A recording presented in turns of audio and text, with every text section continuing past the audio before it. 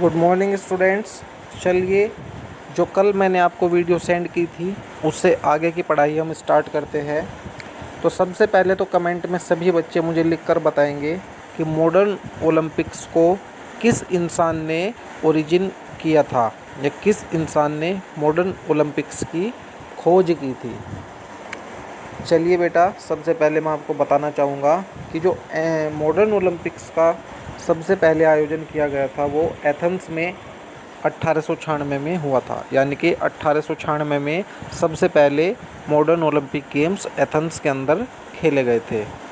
एक चीज़ और ध्यान रखना, 2 वर्ल्ड वार हमारे इतिहास में हुए थे और उस वर्ल्ड वार के टाइम पीरियड के दौरान 3 बार, यानी कि हम सबको पता है कि 4-4 साल के अंतर में ओलंपिक गेम्स का आयोजन किया जाता है। तो 3 बार ओलंपिक गेम्स का आयोजन वर्ल्ड वार के कारण नहीं किया गया था।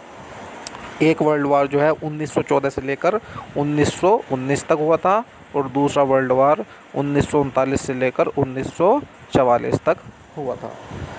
चलिए अब बात करते हैं ओलंपिक सिंबल्स के बारे में। तो ओलंपिक सिंबल्स की मैं यहाँ पर बात करूँगा ओलंपिक फ्लैग के बारे में।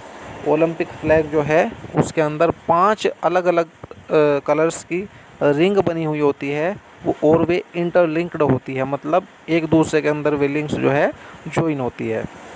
तो वे जो रिंग्स है वो 5 कॉन्टिनेंट्स को रिप्रेजेंट करती है वर्ल्ड के। तो वे कॉन्टिनेंट है अमेरिका, ऑस्ट्रेलिया, यूरोप, अफ्रीका और एशिया। ठीक है बेटा।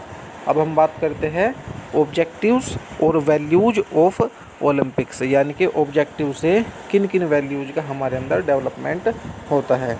ये पोर्शन इस नोट्स के अंदर सही नहीं लिखा हुआ है, ये मैं आपको बुक से पढ़ाऊँगा, या आप ये चीज़ बुक से पढ़ लेना। अभी मैं बात करता हूँ ओलंपिक वैल्यूज़ के बारे में। तो सबसे पहले तो ओलंपिक्स के थ्रू फ्रेंडशिप, भाई अगर अलग अलग देश एक जगह पर आकर पार्टिसिपेट करेंगे तो उनके अंदर फ्रेंडशिप की जो भावना है वो डेवलप होगी। सॉलिडारिटी का मतलब होता है एकजुटता। अलग अलग देशों के प्रतिनिधि वहाँ पर आएंगे तो उनके अंदर एकजुटता भी पैदा होगी। फेयर प्ले, खेल भावना से खेल को खेलना, यानी कि good sportsmanship without any cheating को फेयर प्ले कहते हैं। फ्री फ्रॉम डिस्क्रिमिनेशन, यानी कि बिना किसी भेदभाव के, ना कोई डिस्क्रिमिनेट हो और ना ही कोई डिस्क्रिमिनेशन किसी भी बेसिस पर खेलों में हो, ये चीज़ भी ओलंपिक्स के थ्रू डेवलप हो जाती है। फ्री फ्रॉम ड्रग्स, और ओलंपिक्स का मोटिव एक और भी है कि कोई भी स्पोर्ट्स के अंदर किसी भी प्रकार के मेडिसिनल ड्रग्स का कंजम्पशन ना हो। चलिए स्टूडेंट्स, अभी बात करते हैं इंटरनेशनल ओलंपिक कमेटी के बारे में। इंटरनेशनल ओलंपिक कमेटी, जिसको शॉर्ट फॉर्म में IOC कहा जाता है। तो ध्यान रखना, इंटरनेशनल ओलंपिक कमेटी की फॉर्मेशन जो है इंटरनेशनल एथलेटिक कांग्रेस की एक मीटिंग हुई थी पेरिस के अंदर 25 जून 1894 में। ठीक है, पेरिस के अंदर 25 जून 1894 में इंटरनेशनल एथलेटिक कांग्रेस की मीटिंग हुई थी, और यहाँ पर भी पियर बैरन डी कोबर्टिन के एफर्ट से, उनके योगदान से इंटरनेशनल ओलंपिक कमेटी का फॉर्मेशन हुआ था। और इसके जो हेड क्वार्टर है ओलंपिक कमेटी के IOC के, वो है लोसेन में, स्विट्ज़रलैंड के अंदर। ठीक है, आइए अब बात करते हैं पैरालंपिक्स के बारे में। तो पैरालंपिक्स जो है, पैरालंपिक्स भी ओलंपिक गेम्स की तरह ही होते हैं, पर इसमें जो है डिसेबल्ड पार्टिसिपेंट्स पार्टिसिपेट करते हैं। डिसेबल्ड पार्टिसिपेंट्स कौन होते हैं? कि जो दिव्यांग होते हैं। ध्यान रखना, जो किसी न किसी फिजिकली वीक होते हैं, उनके अंदर कोई भी डिसेबिलिटी होती है। तो सबसे पहले 1960 में 1960 में रोम के अंदर सबसे पहले पैरालंपिक्स का आयोजन हुआ था, और इसके जो हेड क्वार्टर है वो है बोन, जर्मनी में।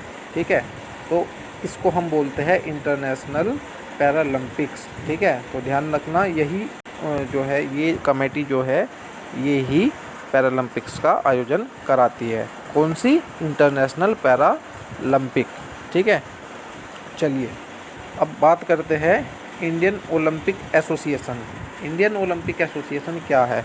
यानी कि इंडियन ओलंपिक एसोसिएशन भारत की एक ऐसी गवर्निंग बॉडी है, एक ऐसी स्पोर्ट्स गवर्निंग बॉडी है जो ओलंपिक्स में भारत का प्रतिनिधित्व करती है, या ये बॉडी डिसाइड करती है कि कौन भारत की तरफ से खेलेगा और क्या रूल्स होंगे हर एक पार्टिसिपेंट्स के, क्या उसके लिए एलिजिबिलिटी होगी, और उसके लिए हर प्रकार की ट्रेनिंग और फैसिलिटीज़ का आयोजन इस एसोसिएशन के द्वारा ही किया जाता है।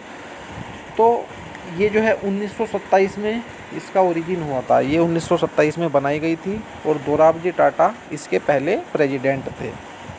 ठीक है, दोराबजी टाटा, ध्यान रखना, ये काफ़ी इम्पोर्टेंट क्वेश्चन है। Indian Olympic association is affiliated with international Olympic committee, यानी कि भारतीय ओलंपिक संस्था को इंटरनेशनल ओलंपिक कमेटी से मान्यता प्राप्त है। ठीक है, अब बात करते हैं स्पोर्ट्स अवार्ड, यानी कि स्पोर्ट्स अवार्ड क्या होते हैं। तो हम सबको पता है कि खेलों में जो अवार्ड दिए जाते हैं उनको स्पोर्ट्स अवार्ड कहते हैं। ठीक है, there are following awards for the prestigious coaches outstanding sport person given by the government of India. तो हम यहाँ पर सिर्फ भारत सरकार के द्वारा जो खेल में अवार्ड दिए जाते हैं, जो रिवार्ड्स दिए जाते हैं, हम यहाँ पर उनकी बात करेंगे। तो सबसे पहले हम बात करते हैं द्रोणाचार्य अवार्ड। ठीक है, द्रोणाचार्य अवार्ड की जो एलिजिबिलिटी है उसको ध्यान से पढ़ना। It is for the coaches whose athletes perform outstanding performance in international competitions, यानी कि द्रोणाचार्य अवार्ड, सबसे पहले तो मैं आपसे पूछना चाहूँगा कि द्रोणाचार्य कौन थे। हम सबको पता है कि द्रोणाचार्य जो है महाभारत में पांडवों के गुरु थे, और यहाँ पर भी ये ध्यान रखना कि ये अवार्ड जो है गुरुओं को दिया जाता है, यानी कि जितने भी कोचेस होते हैं और उनके जो स्पोर्ट्स पर्सन होते हैं, एथलीट होते हैं, जो इंटरनेशनल कंपटीशंस में अच्छा परफॉर्म करते हैं या वहाँ पर वो मेडल जीत कर लाते हैं, तो उनको द्रोणाचार्य अवार्ड दिया जाता है। तो इनको कब स्टार्ट किया गया था, ध्यान रखना, 1985 में द्रोणाचार्य अवार्ड को स्टार्ट किया गया था। ठीक है, और इनको जैसे मैंने बताया गुरु द्रोणाचार्य की मेमोरी में इनको ऑर्गेनाइज किया गया था। 5 lakh rupees cheque, statue of Arjun and scroll of honour is given to the awardee, यानी कि 5 लाख रुपये का चेक और एक अर्जुन का स्टैचू यानी कि उनकी मूर्ति और एक स्क्रोल यानी कि एक इंस्क्रिप्शन उसको सम्मान में दिया जाता है, जो भी अवार्डी होता है। चलिए अब आगे बढ़ते हैं अर्जुन अवार्ड की तरफ। तो it is given to the sports person for outstanding performance in international national competitions. This award was started in 1961. This award is given in the memory of Arjun of Mahabharat. यानी कि ये award sports person को दिया जाता है, खिलाड़ी को और एथलीट को दिया जाता है जो इंटरनेशनल और नेशनल कंपटीशन में काफ़ी अच्छा परफॉर्म करता है। ध्यान रखना, इन अर्जुन अवार्ड का जो अर्जुन अवार्ड को स्टार्ट किया गया था वो 1961 में किया गया था। चलिए अभी बात करते हैं राजीव गांधी खेल रत्न अवार्ड। ठीक है, Rajiv Gandhi Khel Ratna award. This award was instituted by Rajiv Gandhi trust in the year 1991 and 1922। ठीक है, तो राजीव गांधी ट्रस्ट के द्वारा 1991 और 1992 साल में इन अवार्ड को स्टार्ट किया गया था। This award is given for most spectacular and outstanding performance by A sports person, यानी कि जो बहुत ज़्यादा अच्छी परफॉर्मेंस करता है कि गवर्नमेंट को ऐसा लगे कि भाई हाँ, इस खिलाड़ी ने एक बहुत आउटस्टैंडिंग और स्पेक्टेकुलर हम किसे कहते हैं, ध्यान रखना, जब दर्शक बहुत ज़्यादा रोमांचित हो उठते हैं और उस परफॉर्मेंस को हम स्पेक्टेकुलर कहते हैं। तो जैसे कि भारत में अलग अलग खेलों में अगर आपको नाम मैं बताऊं, जैसे महेंद्र सिंह धोनी और विराट कोहली, हार्दिक पांड्या, टेबल टेनिस हुआ, कोई भी ऐसा गेम होता है तो वहाँ पर जो स्पेक्टेकुलर परफॉर्मेंस करते हैं उनको राजीव गांधी खेल रत्न अवार्ड से सम्मानित किया जाता है। This award is presented to one person from one sport. ठीक है, यानी कि एक खेल में सिर्फ एक पर्सन को ये अवार्ड दिया जाता है। ठीक है, और अगर टीम इवेंट की बात हो तो एक से ज़्यादा पर्सन को भी ये अवार्ड दिया जा सकता है। 7,50,000 rupees cheque, a medal and scroll of honour is given to the awardee, यानी कि 7 लाख रुपए का चेक और एक मेडल और एक इंस्क्रिप्शन अवार्डी को प्रदान की जाती है। चलिए अभी बात करते हैं organisational setup of CBSE sports. तो सीबीएसई स्पोर्ट्स क्या होते हैं, ठीक है। तो जो हमारी central board of secondary education, जिसको हम सीबीएसई बोलते हैं, is the highest authority to conduct games and sports tournaments at cluster, zonal and national level in various games and sports annually. तो ध्यान रखना, सीबीएसई हर साल अलग अलग लेवल पर खेलों का आयोजन कराती है, जैसे कि क्लस्टर लेवल, जोनल लेवल और फिर नेशनल लेवल पर। और इसके लिए कौन अथॉरिटेटिव है या कौन अथॉरिटी रखता है इनको आयोजित कराने के लिए, तो ध्यान रखना वो है सीबीएसई। चलिए भाई अभी बात करते हैं चाचा नेहरू स्पोर्ट अवार्ड के बारे में। तो चाचा नेहरू स्पोर्ट अवार्ड जो है उनके बारे में यहाँ पर पढ़ते हैं।